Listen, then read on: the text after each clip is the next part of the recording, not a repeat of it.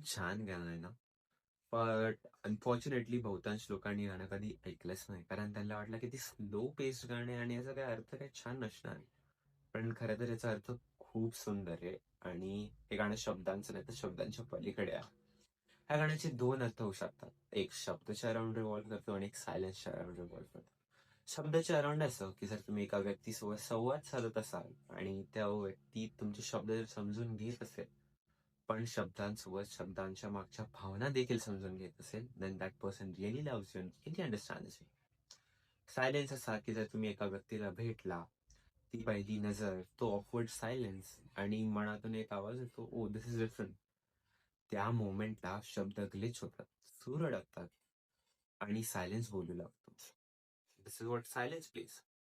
आणि आजकाल when everyone shares reels, memes forward करतात, तर डीप डाऊन सगळ्यांना असं वाटतं, की कोणतरी विदाऊट एक्सप्लेनेशन अंडरस्टँड करणारा हवा. म्हणूनच मला वाटतं हे गाणं कधी जुनं होणार नाही. कारण भावना कधीच आउटडेटेड होत नाही. सो तुम्ही पण हे गाणं ऐका आणि मला कॉमेंट्समध्ये सांगा, की तुम्हाला हे गाणं कसं वाटलं?